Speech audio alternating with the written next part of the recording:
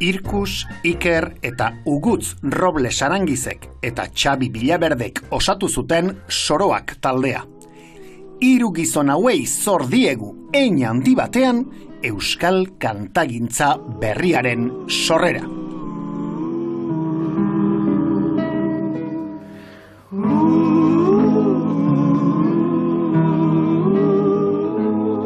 Irkus Soroak taldearekin hasi zineten euskaraz kantatzen, gitarra bat lagun, euskal kantagintzaren lehenengo urratsak izan ziren, ezta?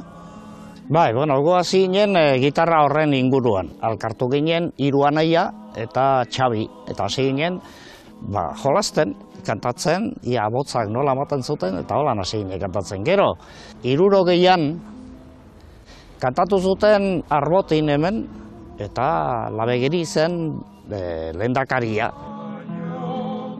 Entzun zuenean, gitarra jotzen esan zuen, hau da ni nahi nuena egiazko zorro berria. Zorroa hemen da bigarren bedarra. Irailean mozten dana, eta Soroakin eta Zorroakin. Hor esan zuen izenak. Eta hor erosi zuen gitarra bat, eta hortik abiatu zen Labegeri. Eta disko horiek oso laster ja gozea piztu zuten, tartean hegoaldetik eta eskatzen ziren, non saltzen ziren disko horiek?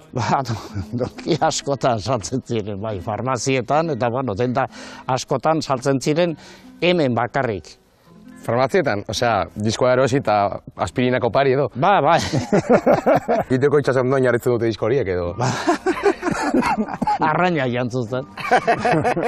Argi dagoena da, azken finean, zuen hasierako jardun horrek ezarri zuela euskal kantagintza tradizionalaren abiapuntua, ezta? Gertatzen dena da, nik uste dut, jenteak ez zuela gitarrarekin sekulan ikusi euskal kanta bat, gitarra beti espainola izan da. Eta gu hasi ginenean, kritika itzelak izan genituen, espainol gitarrarekin jotzen genuela, eta... Baina jendeak egiten zuen, soilik kantuan edo, gitarra gabe? Lehen kantari bakarrak ziren, plazan kantatzen zutenak, mikrofonerik gabe edo bersolariak.